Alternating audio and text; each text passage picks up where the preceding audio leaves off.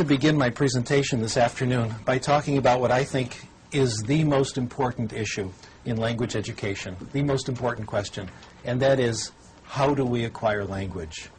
And I'd like to begin this discussion, this presentation, with an outrageous statement. In my opinion, we all acquire language the same way. The reason this is an outrageous thing to say is that these days in education, we're living in an age of individual variation. We're very concerned about how our students are different, not how our students are the same. Those who've been around in the field for a while remember, about 15, 20 years ago, people were very concerned about something called field-dependent learners and field-independent learners. You give people a certain test, and one group gets this treatment, one group gets the other. Then about 15 years ago, it was left side of the brain, right side of the brain. Some people are left hemisphere thinkers. Some people are right hemisphere. Then about 10 years ago, cognitive style. The cognitive style of the home culture differs from the cognitive style of the school culture. We have a clash, etc. Well, each of the examples I gave you is probably correct. There is individual variation, and there is quite a bit of it. Nevertheless, there are some things we all do the same. Let me give you some examples. Digestion. We all digest food the same, no significant individual variation. First you put it in your mouth, then you chew it up, then it goes down your throat, then into your stomach. That's how it's done everywhere. That's how it's done in North America, South America, Europe, Asia, Africa. That's how it's done everywhere in the world. The visual system's the same everywhere. It's always the occipital lobe in the back of the brain. It's never in the side of the brain. It's never in the front of the brain. It's never in the elbow. It's done exactly the same everywhere you go. By the way, I used to use sex as an example of things everyone does the same, but some counterexamples have been pointed out to me recently. Actually, I saw this movie, if you really want to know the truth. Anyway, we all acquire language the same, and rather than just talk about it, I'd like to show you. I'd like to take just a couple of minutes and give you some sample language lessons. I'll use a language that I'm sure you've heard before, and maybe some of you speak, and you can tell me which of these two very brief lessons you like better. Here's lesson number 1. Wir werden jetzt anfangen, Deutsch zu lernen. Und ich möchte im Voraus sagen, dass nach meiner Meinung Deutsch ist eine sehr schöne Sprache. Und ich hoffe, dass Sie alle sehr viel Erfolg mit Deutsch haben werden. What do you think? Good lesson so far? Do you think if I kept talking to you like that, you'd pick up German? Not very likely. How about if I repeated it? Would that help? Probably not. How about if I said it louder? Would that help? Probably not. How about if I said it and you repeated it back? Again, I don't think that would help. How about if I wrote it out for you and you could see it on your television screen? That wouldn't help either. How about if I wrote it out for you and you copied it down? How about if I wrote it out for you and deleted every 5th word and you tried to guess what the word is? The truth is that none of these things help. None of these things mean anything, and I hope you can see that now. Here's lesson number 2. And for this, you have to watch me carefully. Das ist meine Hand. Verstehen Sie das? Hand? Everyone say, ja, I can hear you, even though it's a TV audience. Good. Kopf. Das ist mein Kopf. Verstehen Sie Kopf? Ja? Gut. Kopf. And here I'll draw a picture now. Kopf. Ist gut, ja? Schön. Kopf. Das ist Mr. Spock, ja? Mr. Spock hat 2 Ohren. Ohren. Verstehen Sie Ohren? Er hat 2 Ohren. Okay, Mr. Spock. Ja? Ach, nein. Entschuldigung. Okay. Augen. Verstehen Sie Augen? Augen. Wie viele Augen? 1, 2, 3 Augen. 3 Augen. Ist das richtig? 3 Augen?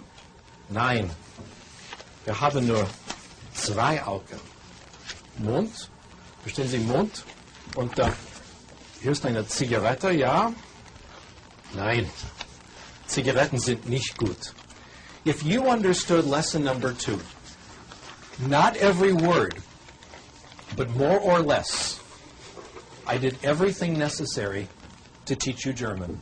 And now I'm going to share with you the most important thing I have learned about language. Probably the best kept secret in the profession. We acquire language in one way and only one way, when we understand messages. We call this comprehensible input. We acquire language when we understand what people tell us, not how they say it, but what they say, or when we understand what we read. Comprehensible input, in my opinion, has been the last resort of the language teaching profession.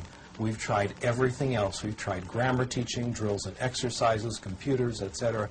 But the only thing that seems to count is getting messages you understand, comprehensible input. Now, one of the reasons lesson number 2 was better than lesson number 1 is we had Mr. Spock to help us out. So anything that helps make input comprehensible, pictures, knowledge of the world, realia, etc., helps language acquisition. If comprehensible input is true, what we call the input hypothesis is true, other things follow from it. And a very important corollary of the input hypothesis is this, and this may come as a bit of a surprise to some of you. Certainly came as a surprise to me. Talking is not practicing. Talking is not practicing. What does this mean? It means if you want to improve your Spanish, it will not help you to speak Spanish out loud in the car as you drive to work in the morning. It will not help you to go to the bathroom, close the door, and speak Spanish to the mirror. I used to think those things help. Now I think they don't. On the other hand, if we were a German class and we could hang together for a couple of weeks, say an hour a day of German, and I could keep the input light and lively, as in the second example, you'd start to acquire German. It would come on its own. And eventually, you'd start to talk. Your speaking ability would emerge gradually.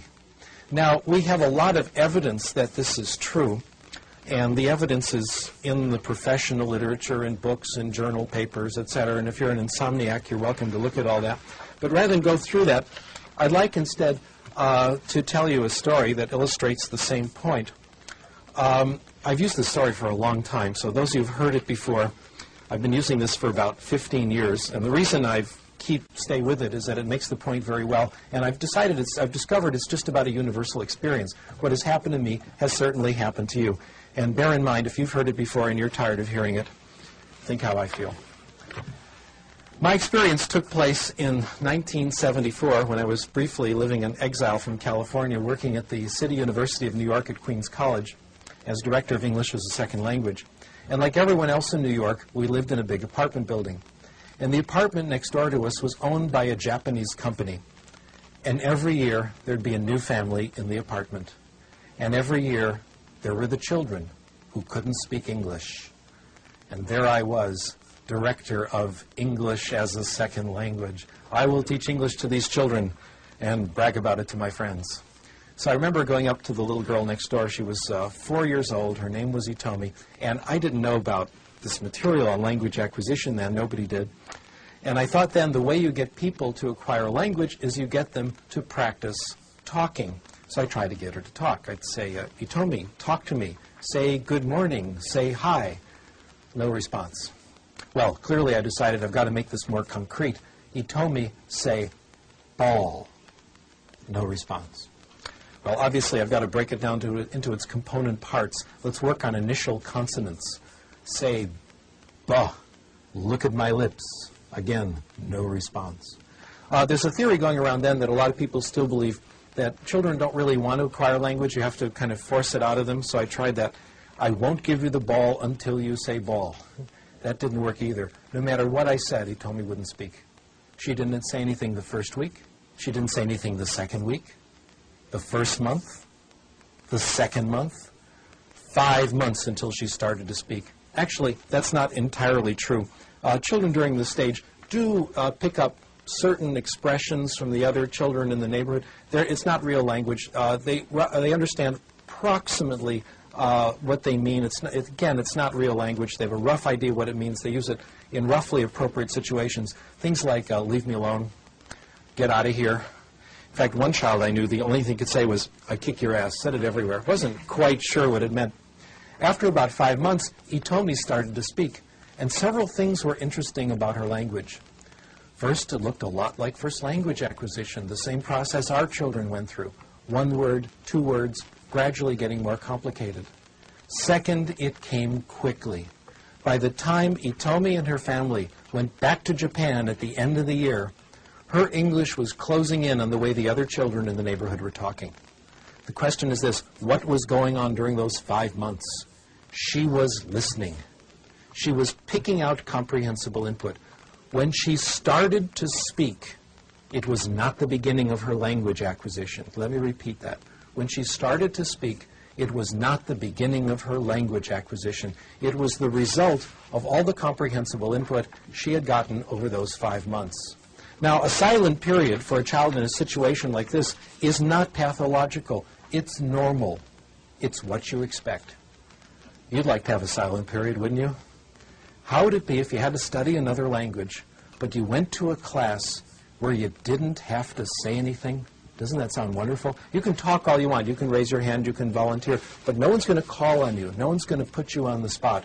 Also, in this perfect class, if the input isn't comprehensible, it's the teacher's fault, not yours. That's how we're doing it now. And the results we're getting aren't a little better than other methods. They're actually much, much better. Before I leave this topic, let me put in a brief commercial message for speaking. I'm not opposed to speaking. I think when students speak, it's fine. But what counts in speaking is not what you say, but what the other person says to you. In other words, when you get involved in conversation, what counts is the input that you can stimulate from other people. So I'm in favor of student speaking, but we have to understand it makes an indirect, a helpful but indirect contribution to language acquisition. I'd like to discuss one more hypothesis before we move on to literacy, and this is a very important one called the affective filter hypothesis. Research in language acquisition has concluded that there are several factors that relate to success in language acquisition, and I'm going to list them here on your screen. One factor is motivation. Students who are more motivated do better in language acquisition. Those of you who study this know that it's a little more complicated than this, but this is a good approximation. Second, self-esteem. Probably the dominant concept today in popular psychology. Students with more self-esteem, more self-confidence do better in language acquisition. Third, anxiety. And here the correlations are negative. The lower the anxiety, the better the language acquisition. In fact, my hypothesis is for language acquisition to really succeed, anxiety should be 0. This has happened to you. Have you ever been in a situation, speaking a language that you may not speak very well, when the conversation gets so interesting, you temporarily forget that you're using another language? If this is happening to you, that's when you're acquiring. When your focus is completely on the message, what the other person is saying, and your anxiety is temporarily gone. By the way, as an important footnote to this, I guess today we say sidebar, as a sidebar to all this, I'm not sure that 0 anxiety is right for everything. I'm sure it's good for a lot of things, but I'm not quite sure how far to push this. Speaking to you as a college teacher, speaking to you as a parent, I'm not all that free and easy. I think there are certain things in school children absolutely must learn. I think my students at the University of Southern California should suffer. We have hard classes, tough requirements. You don't do the work, you're out. I finally learned what they tried to teach us in educational psychology. The amount of drive or anxiety necessary to accomplish a task depends on the task. Sometimes we call facilitative anxiety is okay. I don't believe in torture, but sometimes a little anxiety is okay. Language acquisition, though, is different. For language acquisition to succeed, anxiety has to be directed somewhere else, not at the language. Frank Smith puts it this way: for the child to develop literacy, the child has to assume that she's going to be successful. The way we integrate this into the theory is like this. If the student isn't motivated, if self-esteem is low, if anxiety is high, if the student is on the defensive, if the student thinks the language class is a place where his weaknesses will be revealed, he may understand the input, but it won't penetrate. It won't reach those parts of the brain that do language acquisition. A block keeps it out. We call this block the affective filter. Here's how it works. Somewhere in the brain, Chomsky tells us, is a language acquisition device. Our job is to get input into the device. So that's input here. Low motivation, low self-esteem, high anxiety, the block goes up, the filter goes up, and the input cannot get in. This explains how it can be that we can have 2 children in the same class. both getting comprehensible input. One makes progress, the other doesn't. One is open to the input, the other is closed. Let me now try to summarize everything I've said in the last 10, 15 minutes or so, and I'll summarize it in one sentence, and we'll wonder why it took me that long.